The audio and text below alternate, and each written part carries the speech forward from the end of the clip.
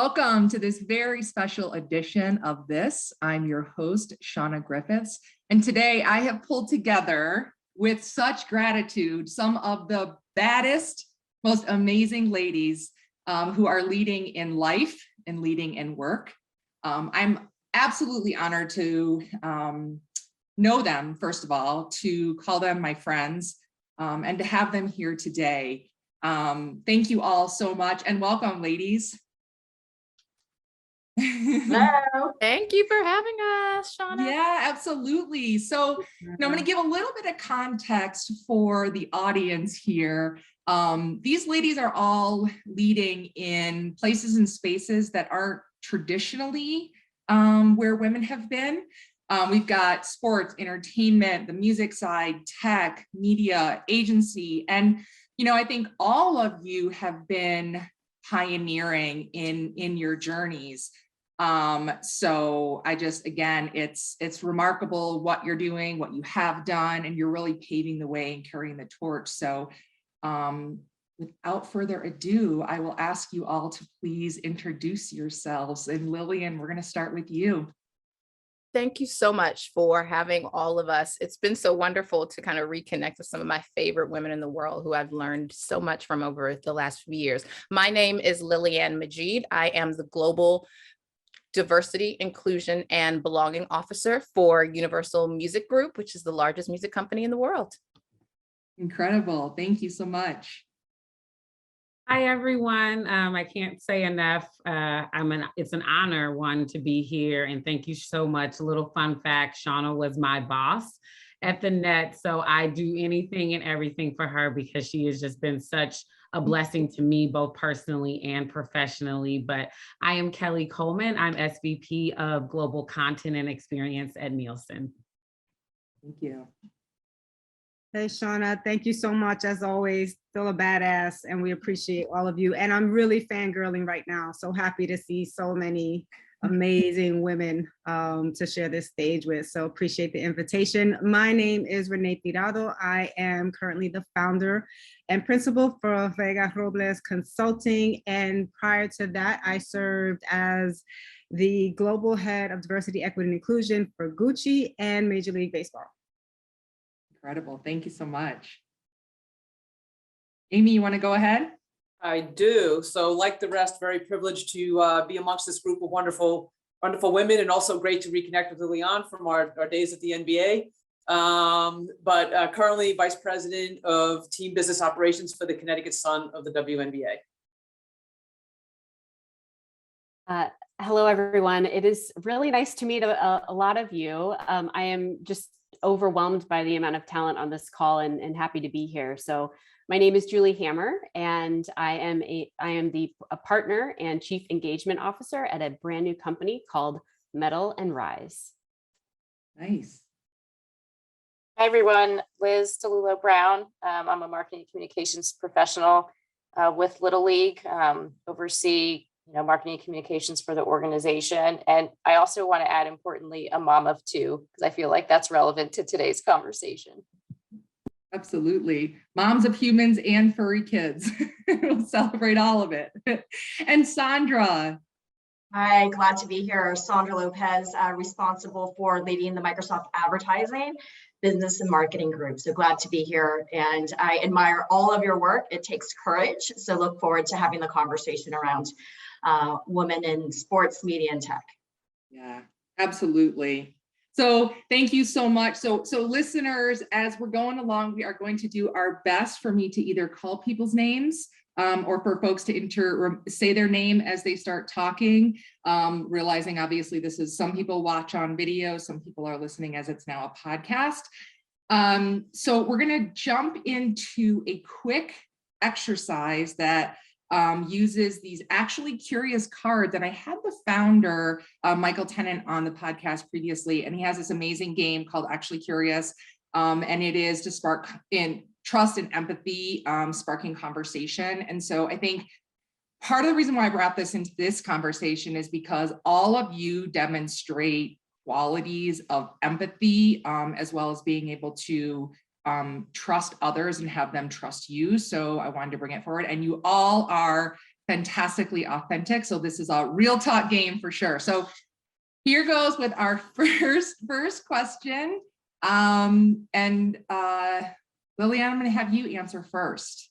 And then everybody can kind of pile on, jump on. So first question is, what are you willing to fight for and why?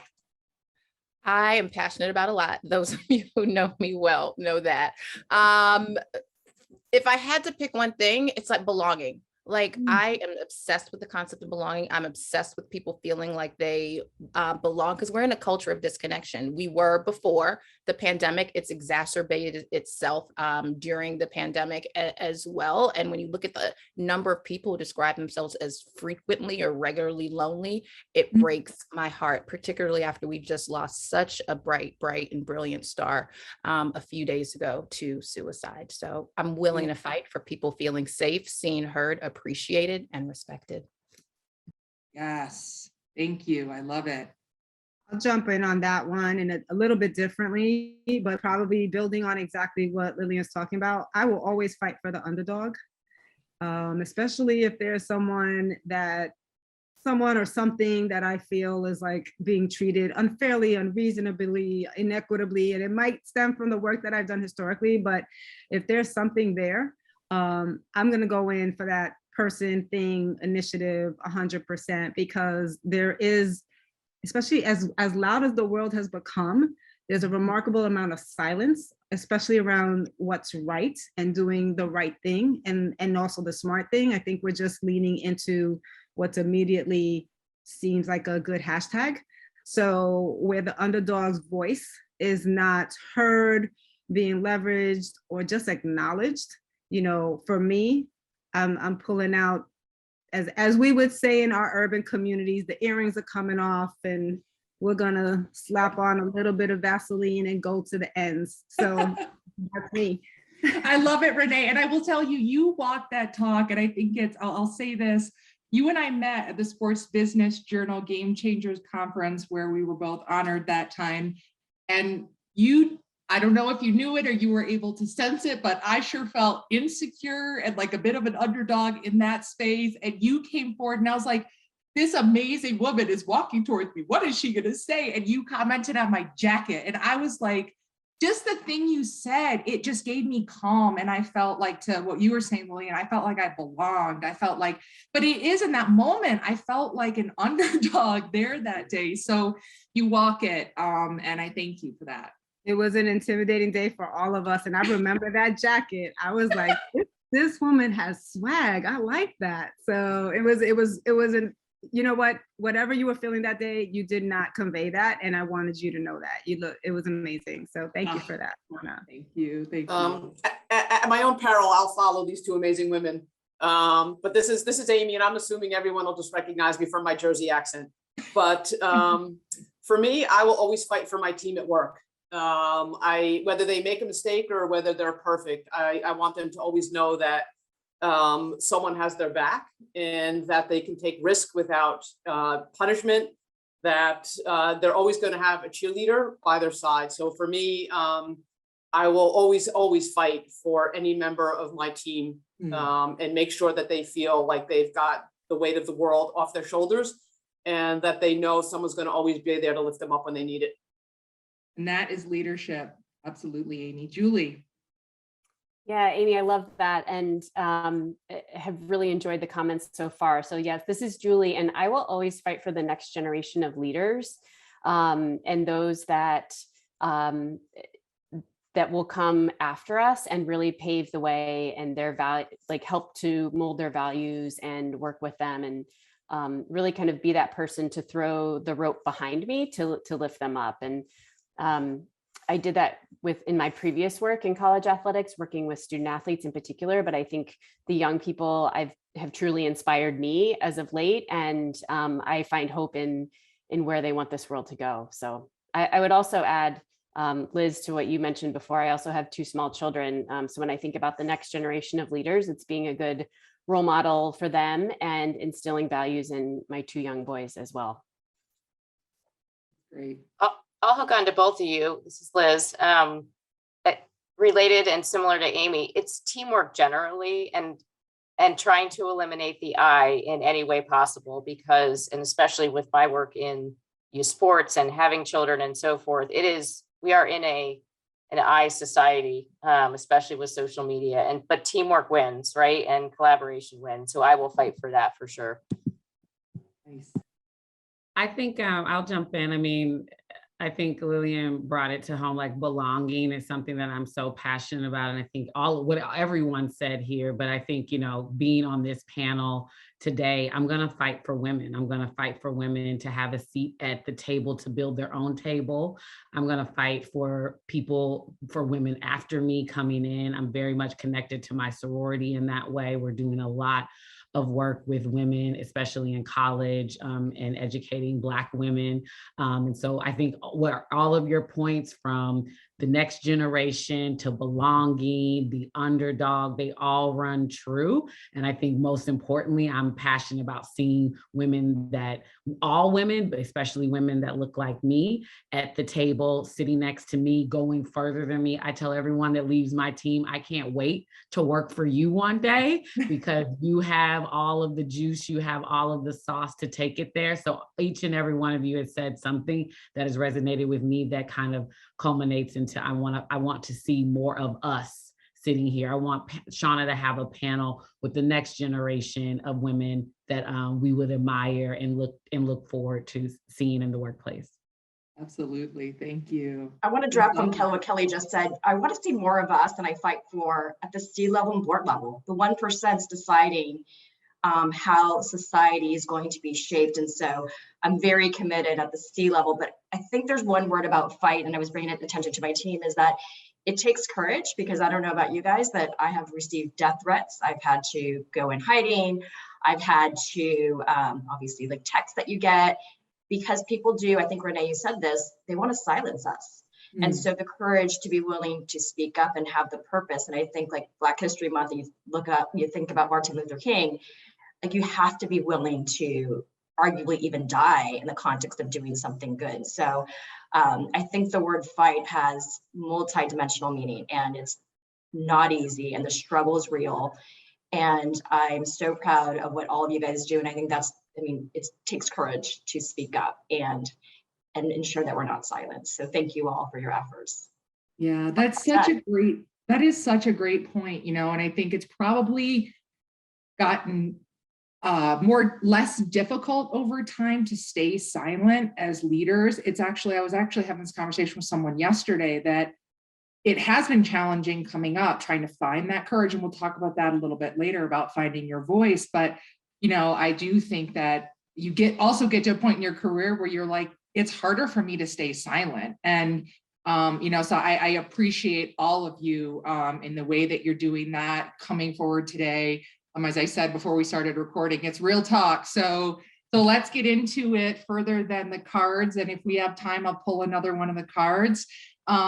But I think some of you touched on this a little bit. A lot of times on these episodes, we talk about evolution, and evolution is your career, but also your evolution as a person, a woman, a person of color, a person in the LGBTQ community, as you've evolved. And so I think those two go hand in hand. You can't just silo things out. So, I'd love to hear, what are your thoughts about, since it is Women's Month that we're, honoring all of you for, let's talk about the realness of evolution of women, because some in business, in life, in career, and my husband chimed in, don't forget about the government. So, I think, like, is there progress or not? Because some days I think so, and then other days I join a panel or a conference call and I'm the only woman and there's all these middle-aged white men and I'm like, oh.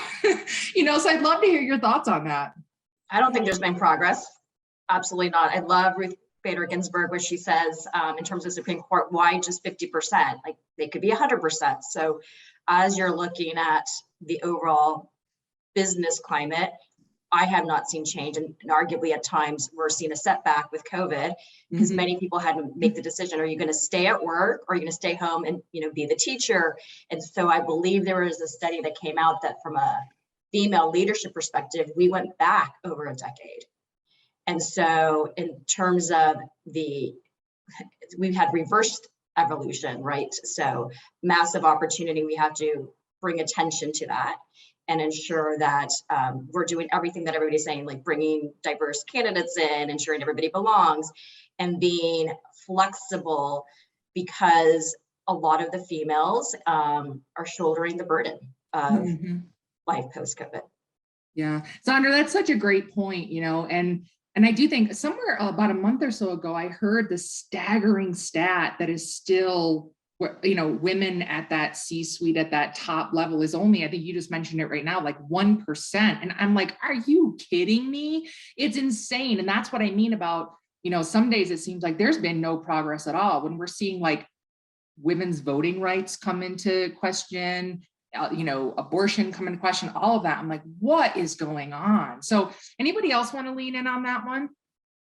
I agree. Sorry. I was just going to say, I 100% agree with Sandra. I feel like there has been, you take one step forward and then there's 2 steps back. I think there's been a lot of performative work being done. I think there's a lot of, let's do it to be seen, let's do it to work, but the structure and the building blocks to actual change are still the same. And I am very much of burn it down, break it down, because with those structures still being in place, and you can post whatever you want on LinkedIn, you can have the diverse slate. If you're not actually putting that into practice, if you're not paying your diverse talent, if you're not paying people, women, whatever it is, then you're just, it's all performative to me. And I think there's a lot of work to be done, structural work to reorganize, to redo, to break down these systems, because a lot of it is systematic. And so I feel like there's a lot of work to be done there that we're just not there yet.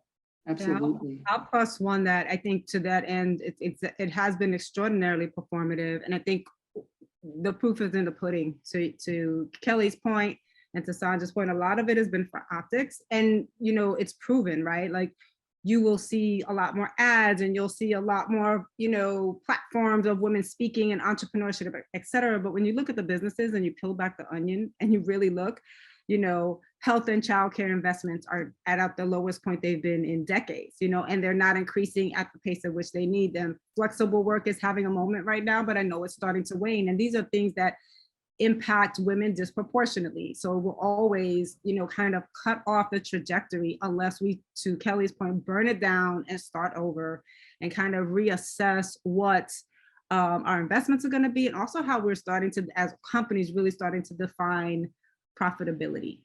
And we have to kind of start putting humans into that equation and that conversation. And we haven't done that yet. So until those kind of things and everything that my colleagues have just said here really start to be dissected, overhauled, and really become an equity conversation, I think it'll flatline, if not decline, in the upcoming future. 100% agree. Agree with everything that these brilliant women just said. And we'll add that we have to stop telling this lie to women, that the reason that we are where we are is because we're not confident enough, that we need to be fixed, that there are all these things that we need to do to feel more confident, feel more empowered. If we just felt more of these things, then we would be where we are. Like, absolutely not. That is a huge lie. That is absolute things that are important for everybody, whether they're a man or a woman, but it also has to be accompanied by this mass social change as well, because until people enhance or believe in the value of women, in the equal value of women, so that they should be paid the same, so they should have all of the things and even more that others do, then we're never ever going to get to this place. So I would love for us to stop blaming women and our lack of confidence and our lack of our deficiencies for where we are, for why we are where we are.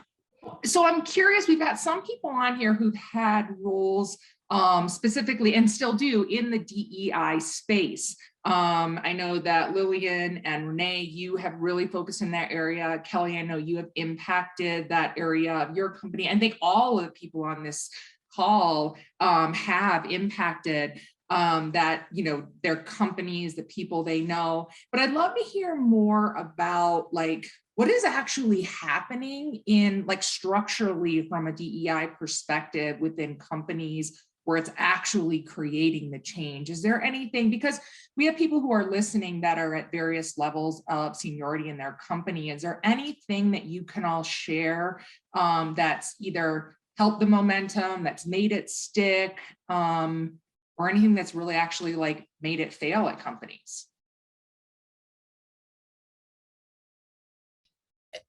Definitely, when you tie people's compensation to performance and to results, that has been what has driven most of the change. But I'm really glad, I know Kelly mentioned this and Renee echoed it as well. Companies who recognize that it's not all about fixing people, but it's about doing a root cause analysis, understanding how systems and structures and practices maintain and hold up the status quo, and are willing to do that root cause analysis and have the really tough conversations to change those systems, are the ones that are going to be most long-standing and sustainable as a whole. Because a lot of the things that we do, let's do a development program, and they are absolutely helpful as well. But sometimes they send the message that in order to advance, you have some deficiency that you need to fix as a whole, as opposed to us looking at salary and equity and how people are evaluated and how people are measured and what are the things that are the inequities around there, whether or not a lot of the reasons that you advance are because of who you know versus your actual competencies as well. So the companies that are going, I think, to see the longest, most sustainable changes are the ones that really invest the time in doing root cause analysis and evaluating their systems versus just focusing on kind of band-aids that make people think that if their deficiencies are addressed, then they can become CEO as well. Yeah, I would echo that. Yes, what I have seen different is definitely this analysis and deep dive into their policies, procedures, really, trying to unpack where that bias can peek in and has the impact that sometimes you can't get back from. I think where I'm seeing the biggest risk right now with the DE&I space, in my humble opinion, is we're leaning maybe a little bit too much into targets and the quant, and not thinking about the qual enough. And there has to be a balance between the quantitative and the qualitative part of this conversation. So while I think targets are important, I think definitely having those data points to inform are invaluable. We also have to really invest a lot of more time in, culture. Mm-hmm. This is about culture change as well. And sometimes that's not as easily quantifiable. An engagement survey once a year does not really give a picture of your culture. I'm sorry.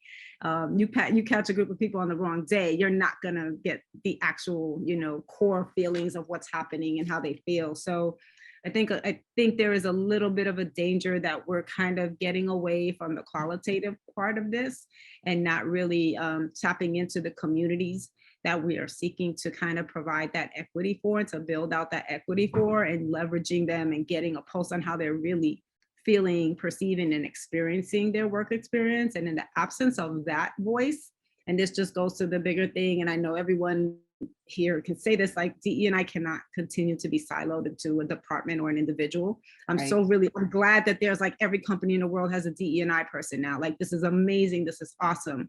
But I want to be very careful that the onus does not remain there.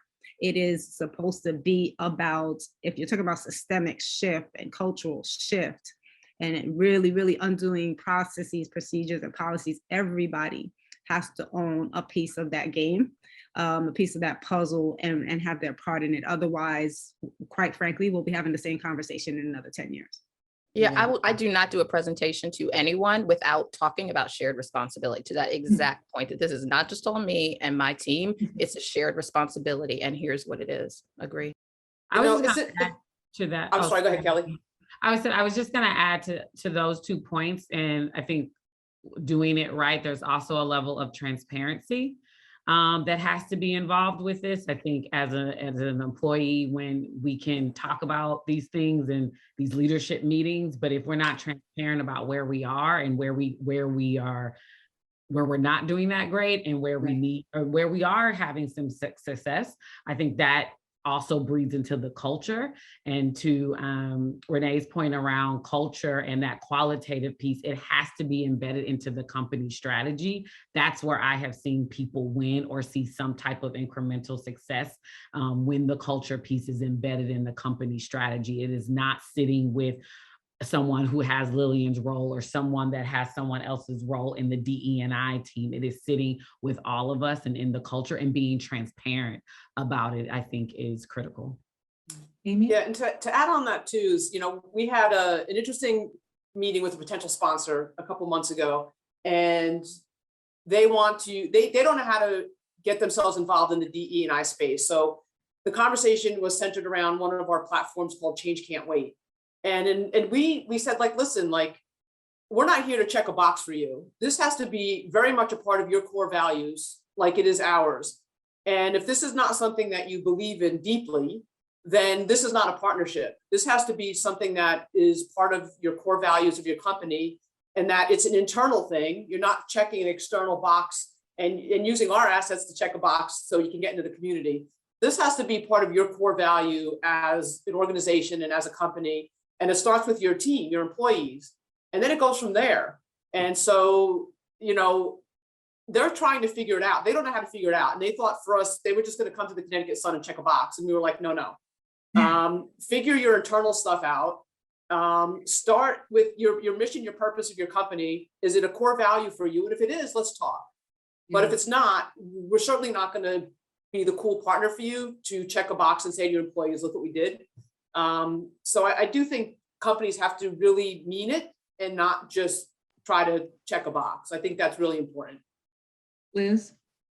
Yeah, I was going to sort of note, I don't hold a traditional sort of diversity and inclusion role, but I do wholeheartely agree with what Kelly was saying. It's everybody's responsibility. And I spend a lot of time with my team, even, the most junior coming in, helping them to understand that the best thing you can do is develop your emotional intelligence skills, spend time on self-awareness, because what you need to do to add to the culture is begin to understand where everybody's coming from and how they add value and how you can add value and become a better team player. So I do think that's really important, that to recognize how important it is to develop the culture is everybody's responsibility. And I think that's often placed on leadership. Leadership is the guide, but it's up to everyone to really make change and become part of that, that willingness and acceptance and sort of self-actualization that is important to make that change.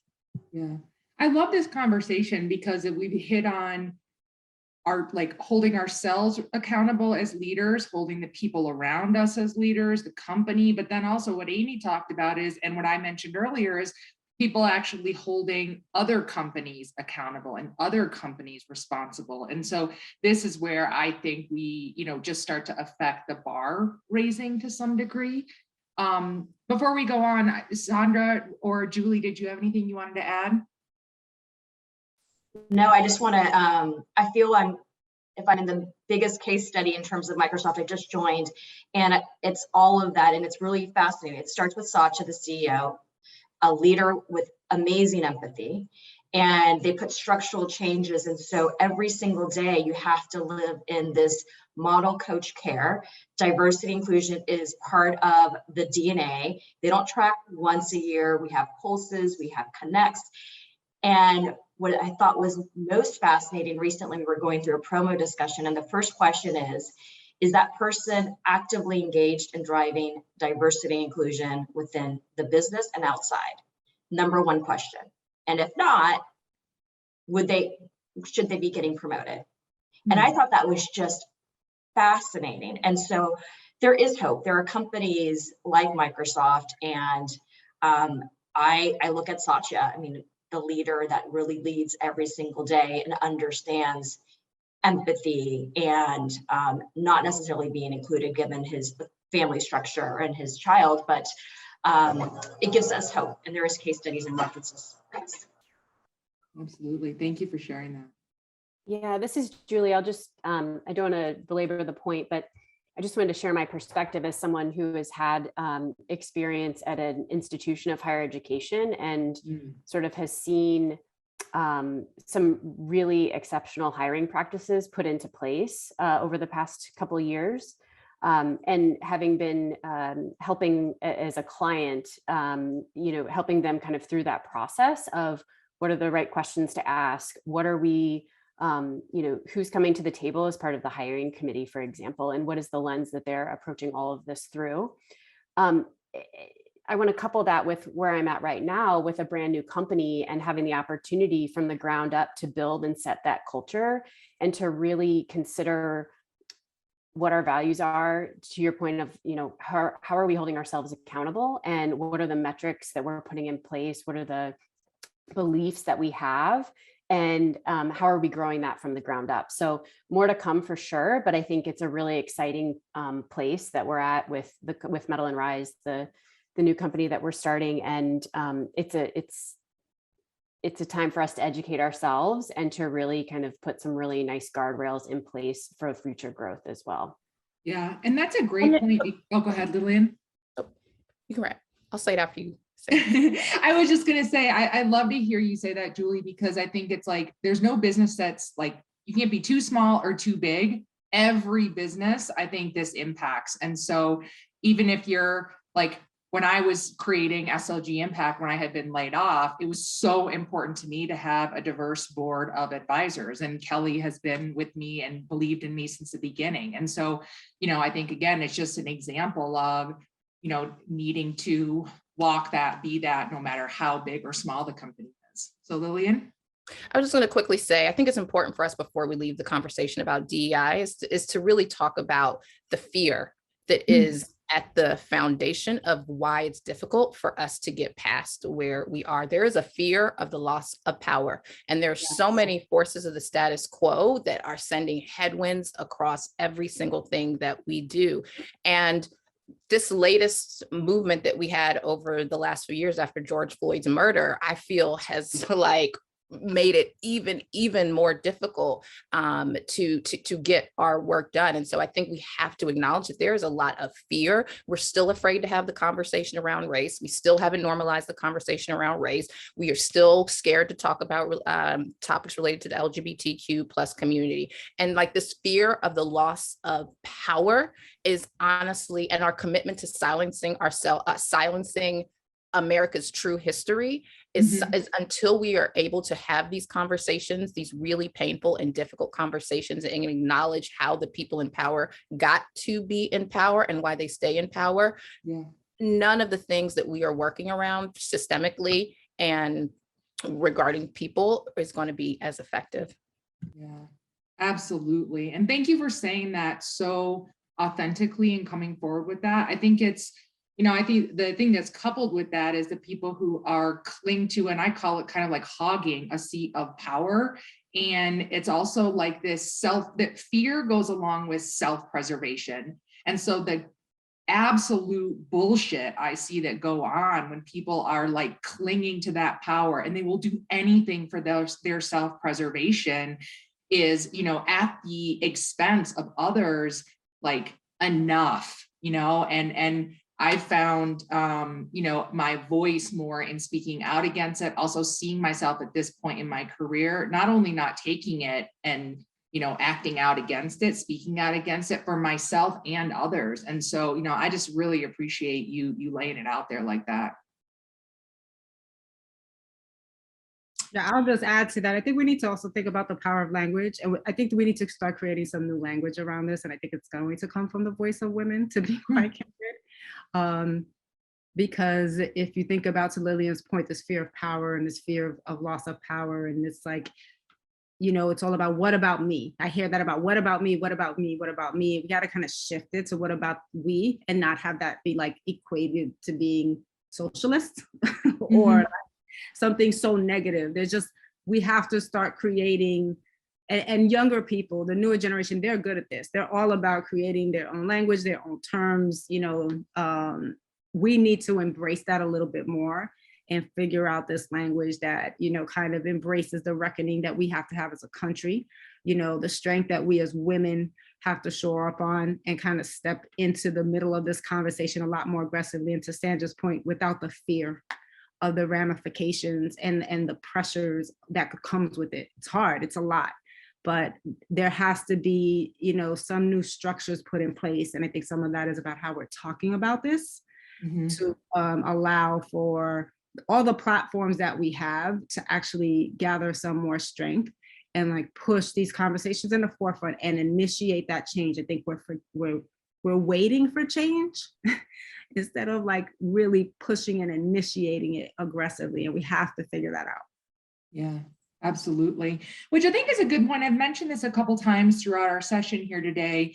But I think we're going to have people who are listening to this that are like, wow, these are amazing ladies who have found their voice. They stand strong in their voice. We talked about courage previously. And I would, for me, this took time and evolution of my own self to be able to stand in my strength and use my voice and create a platform where I'm shining the light on others. And I'm curious for those of you who, all of you now who are able to similarly stand in your strength, use your voice for self and others, like, were you always this way? What helped you get this way? Was it kind of like just enough is enough and I'm going to break out? Was there coaching or someone that you look to? I say that because I would just love to hear, but also sort of that people who are listening can also be like, oh, I'll get there one day too if I want to. So anybody want to field that one? I can jump in and just say, I think it's a choice. It's an active choice. And Shauna, I think I've shared this with you before. It is an active choice to wake up every day and choose myself and know my worth, and to know that's an active thing that I do every day because of the world and all of the things that we just discussed that are systemic and structures and people doing and self-preservation and all of those things are butting up against you. And I wake up every day and have to choose it. It's not something that is, I just, constantly or every day, this is who I am. I wake up and it's a verb for me. I actively actually choose this work every day. And then I think it's platforms like this. I think, personally, thanking you for giving me an opportunity to share my voice. I think building those and thinking about the next generation and building on that allows me to say, I can do this. Shauna believes in my voice and in what I have to say. So I can sit here on a panel with such distinguished women in all of their fields and in their personal lives and have a conversation about this. And so I think for me, it's an action every single day. Absolutely. And I think life is interesting, right? Like a lot of times we start our career, we're sort of in a selfish place, right? It's about me. I want to elevate. I want to elevate. I want to elevate. So you come from a very selfish position. And, Shauna, you and I talked about a little bit about this, but one of my very best friends put me in a position to come in and mentor someone to help teach them to run a team. And I was like, I don't really like people that much, but I'll give it a try. And it turned out to be the most amazing, eye-opening thing of my life, to show that I actually love mentoring and I love teaching. And now I actually go out of my way to make sure that I am engaging with young kids who link me in. I'm giving opportunity to kids that maybe would not have that. And the flip side of like this whole self-preservation thing, by the way, is when you give people these opportunities very selfishly, it's really rewarding. So on the other flip side of this self-preservation thing is the fact that it has been so rewarding for me very selfishly to be able to give these young adults opportunity to be able to take this kid who was the first generation to go to college and help him fulfill his dream. So there is a lot of like, when you come around to this point of like, it's not about me anymore, it is probably I'm probably in the most rewarding part of my career now. That, it's listen, I love running a team. It's what I've given my career to, but the fact that I've probably had 8 people on my staff now, and I'm actually helping them give them the start, is probably the most rewarding thing I have done. And we have a former player in our front office. And I just said to her the other day, I said, Morgan, you're just really kicking ass right now. And she goes, I'm just trying to be like you. And I'm like, no, you're going to be better than me. You're going to be in the corner office. And she's like, you know what? You're right.